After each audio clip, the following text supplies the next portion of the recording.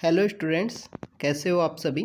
आप सभी लोगों का स्वागत है वोल्केनो आईएएस के इस प्लेटफॉर्म पे।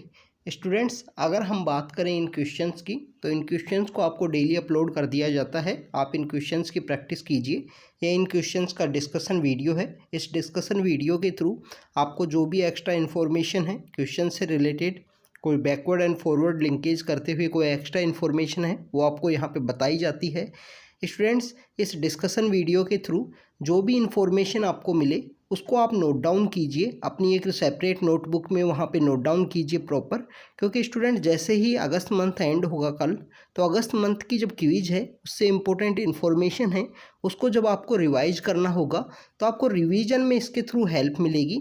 और रिवीजन में आपको इसके थ्रू हेल्प मिलेगी तो स्टूडेंट्स, आपके लिए जो प्रिपरेशन में सबसे ज़्यादा इम्पोर्टेंट है वो रिवीजन काफ़ी ज़्यादा इम्पोर्टेंट है यूपीएससी की प्रिपरेशन में।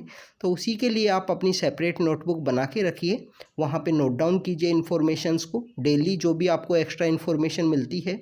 स्टूडेंट्स, आज का जो डिस्कशन वीडियो है उसको स्टार्ट करते हैं। तो स्टूडेंट्स, जो फर्स्ट क्वेश्चन की अगर हम बात करें, फर्स्ट क्वेश्चन में एक तरफ ट्राइब दी हुई हैं, दूसरी तरफ उनसे एसोसिएटेड जो स्टेट हैं उनके बारे में यहाँ बताया गया है। तो स्टूडेंट्स, जो ट्राइब्स हैं इनके क्वेश्चंस हमको पता होना चाहिए। 2020 के अंदर में और 21 के अंदर भी इस तरीके से एक लैंग्वेज से रिलेटेड क्वेश्चन था, जहाँ पे पूछ लिया गया था कि इनमें से कुछ लैंग्वेज हैं, तो ये लैंग्वेज कौन सी जो ट्राइब हैं उससे बिलोंग करती हैं, या कुछ जो वर्ड हैं वो दे दिए गए थे और पूछ लिया गया था ये क्या हैं, क्या ये ट्रेड से रिलेटेड कुछ टर्मिनोलॉजी हैं या लैंग्वेज हैं या ट्राइब हैं, जिसके अंदर आपको हो ट्राइब से रिलेटेड एक क्वेश्चन मिलेगा, हो से रिलेटेड। अगर आप 2021 का पेपर देखोगे तो वहाँ पे, तो इस तरीके से जो ट्राइब्स हैं इनके बारे में आपको पता होना चाहिए। तो स्टूडेंट, सबसे पहले हम बात करें सूमी जो ट्राइब है। सूमी बेसिकली नागा जो ट्राइब है उसी का पार्ट है, सूमी नागा जिनको बोलते हैं। तो यहाँ पे सिक्किम उसके मैच में दिखाया है, तो फ्रेंड्स सिक्किम नहीं होगा यहाँ पे। सूमी बेसिकली जो नागालैंड का एरिया है वहाँ पे ये ट्राइब बिलोंग करती है। एक की किटी इनकी एक कॉम्बैट फाइट के लिए स्पोर्ट्स यूज किया जाता है। इसके अलावा तुलूनी एंड अहुना दो इनके फेस्टिवल हैं सूमी नागाज के, काफ़ी इम्पोर्टेंट है। नेक्स्ट अगर हम बात करें, जो कदार जो ट्राइब है बेसिकली झारखंड के अंदर बिलोंग नहीं करती है। अभी ये रिसेंटली न्यूज़ के अंदर भी थी। अन्नामलाई टाइगर रिजर्व है, अन्नामलाई टाइगर रिजर्व। एंड इसके अलावा जो तमिलनाडु और जो केरला का जो बॉर्डर एरिया है, जिसके अंदर तमिलनाडु का जो अगर हम बात करें कि जो कोयम्बटूर का एरिया है, कोयम्बटूर काफ़ी फेमस है ऑटोमोबाइल इंडस्ट्री के लिए, तो जो कोयम्बटूर का एरिया है वहाँ पे ये ट्राइब मिलती है। और कर्नाटका की वन ऑफ द 5 जो पीवीटीजी ट्राइब्स हैं उनके अंदर ये बिलोंग करती है।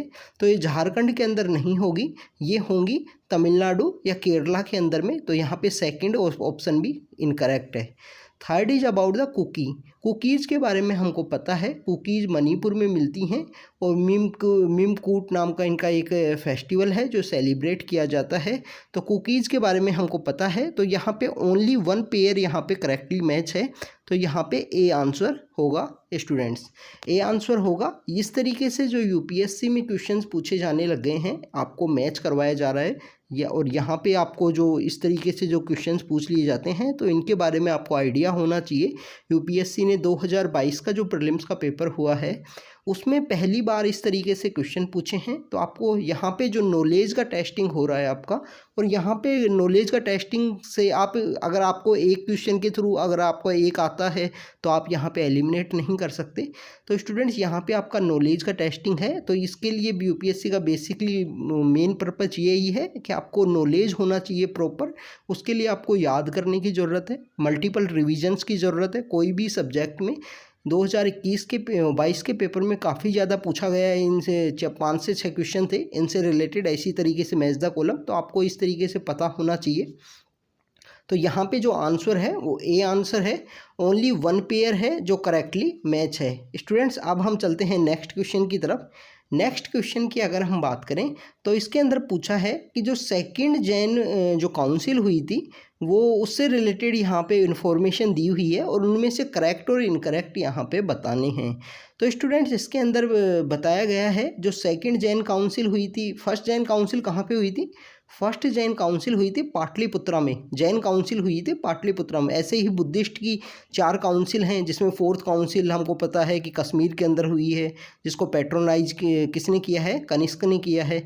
तो जिस तरीके से जो बुद्धिस्ट काउंसिल्स हैं, उसी तरीके से 2 जैन काउंसिल्स हैं और काफ़ी ज़्यादा इम्पोर्टेंट हैं। तो जो सेकंड जैन काउंसिल हुई थी, ये वल्लाभी एक जगह है गुजरात में, और ऐसा भी माना जाता है साइमल्टेनियस जो 2 तरीके की काउंसिल हुई थी, एक काउंसिल वल्लाभी गुजरात के अंदर चल रही थी और दूसरी मथुरा के अंदर चल रही थी। तो स्टूडेंट जो सेकंड जैन काउंसिल थी, उसके जो वहाँ पे जो चेयरमैनशिप की थी वो थे, अगर हम बात करें तो यहाँ पे सम्मा सरमना नाम से उनको जाना जाता है। सम्मा सरमना नाम से, देवार्दी सम्मा सरमना जो थे वो चेयरमैन थे। स्थल भाऊ वहाँ पे चेयरमैन नहीं थे। स्थल भाऊ जो चेयरमैन थे वो फर्स्ट पाटलिपुत्रा में जो काउंसिल हुई थी वहाँ पे चेयरमैन थे, जिसके अंदर जो जैनिज्म का बेसिकली यहाँ बाइफर्केशन होता है श्वेतांबर एंड दिगंबर के रूप में। पहली जो जैन काउंसिल होती है पाटलिपुत्र में, जिसके अंदर अगर हम बात करें जो दिगंबर सेक्ट है उसको लीड करते हैं भद्रभाऊ, जो श्रवण बेलगोला की तरफ चले जाते हैं। इसके अलावा अगर हम बात करें जो श्वेतांबर सेक्ट है उसको जो लीड करते हैं उसको स्थल भाऊ जो बोला जाता है, स्थल भाऊ उसको लीड करते हैं श्वेतांबर सेक्ट को। तो जो सेकंड जैन काउंसिल होती है वो वल्लाभी में होती है और उसको जो हेड कर रहे थे, वो चेयरमैनशिप कर रहे थे, वो थे देवार्दी सम्मा सरमना। इसके अलावा इसके अंदर बेसिकली जो अंगाज हैं 12 अंगाज हैं, 12 उपअंगाज हैं, वहाँ पे इनको बनाया गया है। सेकंड जैन काउंसिल काफ़ी इंपॉर्टेंट है। दिगंबर जो सेक्ट है उनके लोगों ने यहाँ पे पार्टिसिपेट नहीं किया है। ओनली श्वेतांबर सेक्ट के जो पीपल्स हैं उन्होंने इसमें पार्टिसिपेट किया था, जो मॉन्क्स हैं श्वेतांबर सेक्ट से रिलेटेड। तो यहाँ पे फर्स्ट स्टेटमेंट तो इनकरेक्ट हुआ चेयरमैन के लिए, क्योंकि चेयरमैन का जो नेम है वो करेक्ट नहीं है। दूसरा यहाँ पे करेक्ट है कि श्वेतांबर पीपल्स के लिए ही ओनली है। तो यहाँ पे जो आंसर होगा वो यहाँ पे बी आंसर होगा। स्टूडेंट्स आपको स्टूडेंट्स इन सब के बारे में पता होना चाहिए, बुद्धिज्म से रिलेटेड भी आपको पता होना चाहिए कौन सी जो बुद्धिस्ट काउंसिल कहाँ हुई है, उसके चेयरमैन कौन थे और उस काउंसिल को पैट्रोनाइज किसने किया, ये आपको पता होना चाहिए, और क्या आउटकम रहा, कौन सी बुद्धिस्ट काउंसिल का क्या आउटकम रहा है। इसी तरीके से जैनिज्म से रिलेटेड ये जो 2 जैन काउंसिल हैं इनके बारे में भी हमको पता होना चाहिए। पहली जो काउंसिल हुई थी वो पाटलिपुत्र में हुई थी, दूसरी वल्लाभी गुजरात के अंदर होती है, और उसी समय में सेकंड जैन काउंसिल के समय में ही साइमल्टेनियसली एक मथुरा के अंदर काउंसिल भी चल रही थी। तो स्टूडेंट्स यहाँ पे बी आंसर है। अब हम चलते हैं नेक्स्ट क्वेश्चन की तरफ। नेक्स्ट क्वेश्चन की अगर हम बात करें तो ब्यूरो ऑफ एनर्जी एफिशिएंसी से रिलेटेड ये क्वेश्चन है। ब्यूरो ऑफ एनर्जी एफिशिएंसी एक काफ़ी इंपॉर्टेंट एजेंसी है जो न्यूज़ के अंदर भी रहती है काफ़ी बार। आपको पता होगा जो स्टार रेटिंग दी जाती है फ़ैन को, रेफ्रिजरेटर को, टीवी को, ये जो स्टार रेटिंग दी जाती है एनर्जी एफिशिएंसी से रिलेटेड। अब हम जैसे हम कोई एसी ख़रीदते हैं तो एसी के अंदर जो स्टार रेटिंग होती है कि एनर्जी एफिशिएंट है, इसके अंदर एनर्जी है उसका सेविंग होगा, तो वो star rating bureau of energy efficiency के द्वारा दी जाती है।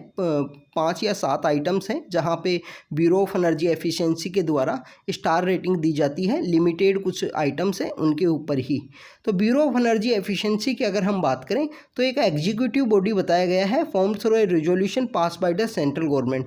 तो स्टूडेंट्स ये रिजोल्यूशन के थ्रू नहीं हुई है, एनर्जी कंजर्वेशन एक्ट है 2001 का, उसके अंदर में अमेंड करके 2002 के अंदर में ये बॉडी एग्जिस्टेंस में आई है। ब्यूरो ऑफ एनर्जी एफिशिएंसी 2002 में एनर्जी कंजर्वेशन एक्ट है। ये हमको एक्ट्स के बारे में पता होना चाहिए। वैसे हम जब इन्वायरमेंट को जब रीड करेंगे, उनके ऑर्गेनाइजेशंस, इनके बारे में हम कम्प्लीटली अच्छे डिटेल में रीड करेंगे। वहाँ पे एनर्जी कंजर्वेशन जो एक्ट है 2001 का, उसके थ्रू ये बॉडी है जो बेसिकली बनाई गई है। तो यहाँ पे बेसिकली फर्स्ट जो स्टेटमेंट है वो इनकरेक्ट होगा। सेकंड यहाँ पे बोला है ministry of new and renewable, जो एनर्जी मिनिस्ट्री है, इस मिनिस्ट्री के अंडर में bureau of energy efficiency work करती है। तो स्टूडेंट्स यहाँ भी इनकरेक्ट है। मिनिस्ट्री ऑफ पावर है, उसके अंडर में ये ब्यूरो ऑफ एनर्जी एफिशिएंसी आती है। तो यहाँ पे जो आंसर होगा वो यहाँ पे डी आंसर होगा कि यहाँ पे बेसिकली दोनों स्टेटमेंट इनकरेक्ट दिए हुए हैं। तो आपको जब भी कोई ऑर्गेनाइजेशन के बारे में आप रीड करो, जैसे हम बात करें कि FSSAI है, इसके अलावा फूड कॉरपोरेशन इंडिया है, ऐसे कोई भी ऑर्गेनाइजेशन के बारे में जब आप रीड करो न्यूज़पेपर में, तो आपको उनके बारे में पता होना चाहिए कौन सी मिनिस्ट्री के अंडर में आती है, कब वो एग्जिस्टेंस में आई, इन सब के बारे में आपको पता होना चाहिए स्टूडेंट। इस तरीके के क्वेश्चंस भी हैं जो प्रीलिम्स में पूछ लिए जाते हैं। बेसिकली प्रीलिम्स में आपकी जो नॉलेज है वो जो फैक्चुअल नॉलेज है और जो बेसिक नॉलेज है उसका यहाँ पे टेस्टिंग होता है कि कोई भी आप ब्यूरो ऑफ एनर्जी एफिशिएंसी के बारे में आप रीड कर रहे हो, बहुत सारे एडिटोरियल्स आपने रीड किए बट आपको पता ही नहीं है वो बॉडी कब एग्जिस्टेंस में आई, कौन सी मिनिस्ट्री के अंडर में वर्क करती है। तो इसलिए ये काफ़ी ज़्यादा इम्पोर्टेंट है इस तरीके के बेसिक आपको नॉलेज होना। तो स्टूडेंट्स नेक्स्ट क्वेश्चन की तरफ चलते हैं। नेक्स्ट क्वेश्चन की अगर हम बात करें तो this is about the one art है, सांझी आर्ट है। तो ये सांझी आर्ट कौन से स्टेट के अंदर इसको बनाया जाता है, काफ़ी इंपॉर्टेंट है, माइथोलॉजी से रिलेटेड भी है। अगर आपको पता हो जो माइथोलॉजी में राधा एंड कृष्ण की जो माइथोलॉजी में हमको माना जाता है कि भगवान राधा और भगवान कृष्ण और राधा जो हैं उनके द्वारा जो माँ राधा हैं उनके द्वारा यहाँ पे बनाया जाता था लॉर्ड कृष्णा के लिए सांझी आर्ट हैं जो ये बेसिकली उत्तर प्रदेश का जो एरिया है वहाँ पे ये आर्ट है वो डेवलप हुई है, काफ़ी ज़्यादा इम्पोर्टेंट है। ये सांझी आर्ट अभी रिसेंटली हमारे ऑनरेबल प्राइम मिनिस्टर के द्वारा इस आर्ट को गिफ्ट किया गया था। अभी रिसेंटली कुछ जो डिप्लोमेटिक्स जो मीटिंग्स हुई हैं, जब भी कोई डिप्लोमेटिक मीटिंग होती है एक प्राइम मिनिस्टर के द्वारा या वन हेड ऑफ स्टेट के द्वारा दूसरे हेड ऑफ स्टेट को कुछ ना कुछ गिफ्ट किया जाता है मैक्सिममली, और वो कल्चर से रिलेटेड होता है, कुछ ना कुछ वहाँ पे लिंकेज होता है। अभी रिसेंटली जो G7 की मीटिंग हुई वहाँ पे हमारे ऑनरेबल प्राइम मिनिस्टर के द्वारा बहुत सारे जो गिफ्ट्स हैं जो भी वहाँ कंट्रीज़ ने पार्टिसिपेट किया उनके हेड ऑफ स्टेट्स को वो गिफ्ट्स दिए हैं। तो इस तरीके से जब आप न्यूज़पेपर में रीड करो तो आपको इन सब चीज़ों के बारे में भी पता होना चाहिए, इनकी आप प्रॉपर आप इनको मेंटेन कर सकते हो, इनके बारे में आप लिख सकते हो रेदर देन आप अगर पेज एंड पेज के जो नोट्स बनाते हो बहुत सारे एक दिन में 2-3 पेज के नोट्स बनाए तो उनके बजाय ये जो फैक्चुअल नॉलेज है इनको आप लिखिए अपनी नोटबुक में, ये काफ़ी ज़्यादा इंपॉर्टेंट है। इसके अलावा आपको कोई ना कोई मंथली बुकलेट के अंदर भी मिल जाएगा, जो जून मंथ की कोई मंथली बुकलेट होगी उसके अंदर आपको इनके बारे में इन्फॉर्मेशन मिलेगी। तो यहाँ पे जो आंसर होगा वो उत्तर प्रदेश आंसर होगा, बी यहाँ पे करेक्टली है, उत्तर प्रदेश यहाँ पे सांझी आर्ट से रिलेटेड है। स्टूडेंट्स अब हम चलते हैं नेक्स्ट क्वेश्चन की तरफ। Next question is about the Dara Sikoa के बारे में है, काफ़ी ज़्यादा इंपॉर्टेंट है। इनको लिबरल मुस्लिम के नाम से भी अभी रिसेंटली इनके बारे में बहुत सारे आर्टिकल्स पब्लिश हुए हैं लास्ट 2-3 ईयर्स में। अभी एक आर्कियोलॉजिकल सर्वे ऑफ इंडिया के द्वारा एक टीम भी बनाई गई है जो इनका जो इनको जहाँ पे दफनाया गया था तो उस जगह के बारे में पता करने से रिलेटेड कि बेसिकली इनको कहाँ पे दफनाया गया था।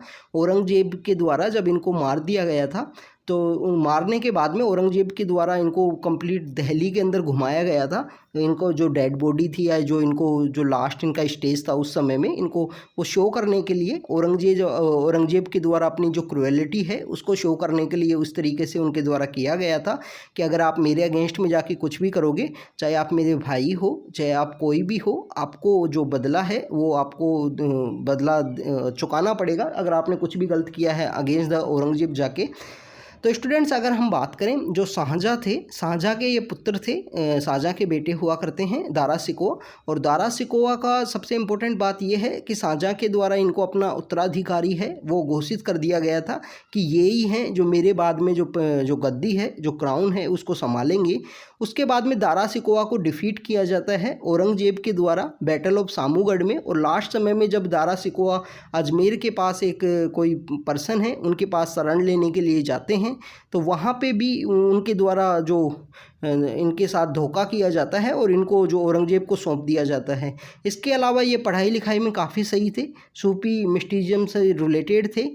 यहाँ पे आपको पता होगा कि इन्होंने जो उपनिषद हैं उनको पर्शियन लैंग्वेज के अंदर ट्रांसलेट किया था। इसी की वजह से इनको अभी रिसेंटली एक जो आपने जो भी एडिटोरियल्स रीड किए होंगे, आप अभी इस डिस्कशन के बाद में आप गूगल करना इनके बारे में, दारा सिकोवा से रिलेटेड जो एडिटोरियल्स हैं लास्ट 2-3 ईयर्स में, तो आपको देखने को मिलेगा कि इनको लिबरल मुस्लिम के रूप में एक टाइटल दिया गया है। अभी इन्होंने बहुत सारे जो उपनिषद हैं उनको यहाँ पे ट्रांसलेट किया पर्शियंस में।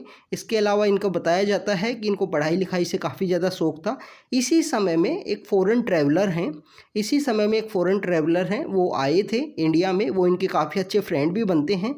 तो स्टूडेंट्स आप कमेंट सेक्शन के अंदर बताना कि दारा सिकोवा के समय में कौन फॉरेन ट्रैवलर थे और कौन से वो कंट्री से बिलोंग किया करते थे। स्टूडेंट्स एक बार में मेंस के अंदर में ये क्वेश्चन आ गया था, कि आप इंडिया में कौन कौन से फॉरेन ट्रैवलर्स आए हैं और उनका क्या स्पेशल कंट्रीब्यूशन रहा है इंडिया के बारे में। तो इस तरीके से हमको फॉरेन ट्रैवलर्स के बारे में भी पता होना चाहिए। हम आर्ट एंड कल्चर में इससे रिलेटेड एक चैप्टर है, तो वहाँ पे जब हम रीड करेंगे तो अब डिस्कस करेंगे। इसके अलावा मेडिवल हिस्ट्री जब हमारा जो सीरीज चल भी रही है मेडिवल हिस्ट्री से रिलेटेड, तो वहाँ पे हमने पाल, प्रतिहार और इन सब डायनेस्टीज के बारे में रीड किया है। तो जब आगे के चैप्टर्स जब होंगे तो वहाँ पे इन कम्प्लीटली रीड किया जाएगा। कोई भी किंगडम को जब रीड करते हैं तो पता होना चाहिए कि उनके समय में कौन फॉरेन ट्रैवलर्स हैं जो वहाँ पे आए थे। तो स्टूडेंट्स सूफीज़म से रिलेटेड थे, इंटरेस्ट था इनको, इन्हें उपनिषद को ट्रांसलेट किया था। उपनिषद कितने हैं इंडिया के अंदर में? 108 उपनिषद हैं। बैटल ऑफ सामूगढ़ में इनको डिफीट किया गया। औरंगजेब ने अपने जो तीनों भाई हैं, मुराद हैं, दारा सिको हैं, इन सभी को यहाँ पे डिफीट किया था। इसके बाद में वो क्राउन पे बैठते हैं और इनको फिर लास्ट में मार भी दिया जाता है औरंगजेब के द्वारा। तो यहाँ पे तीनों करेक्ट हैं। तो यहाँ पे जो आंसर होगा वो यहाँ पे बी आंसर होगा। तो शाहजहाँ की डेथ के बाद में जो क्राउन के लिए जो लड़ाई लड़ी, और उसके बाद में आपको देखने को मिलेगा कि औरंगजेब 707 में औरंगजेब की डेथ होती है। और उसके बाद में जो कम्प्लीटली यहाँ पे वीक जो किंग्स हैं वो पावर के ऊपर में आएंगे। कोई 5 साल के लिए, कोई 2 साल के लिए, कोई लंबे टाइम के लिए आएगा, बट विदाउट द पावर जो रहेंगे। तो इस औरंगजेब के साथ में जो मुग़ल एम्पायर का जो मैक्सिमा था वो भी डिक्लाइन होता है वहाँ से। तो स्टूडेंट्स ये हमने 5 क्वेश्चंस को यहाँ डिस्कस किया। आप इनमें जो भी एक्स्ट्रा इन्फॉर्मेशन मिली है आप गूगल कीजिए, आपको जो भी इनके बारे में टॉपिक्स के बारे में रीड करना हो। इसके अलावा जो भी इन्फॉर्मेशन मिली है उसको नोट डाउन कीजिए अपनी नोटबुक में और कंटिन्यू हार्ड वर्क कीजिए स्टूडेंट्स। तो और इसके अलावा अगर आपको ये डिस्कशन वीडियो सही लगा हो तो अपने फ्रेंड्स के साथ शेयर कीजिए जो सीरियसली यूपीएससी के लिए प्रिपरेशन कर रहे हैं। तो student thank you very much.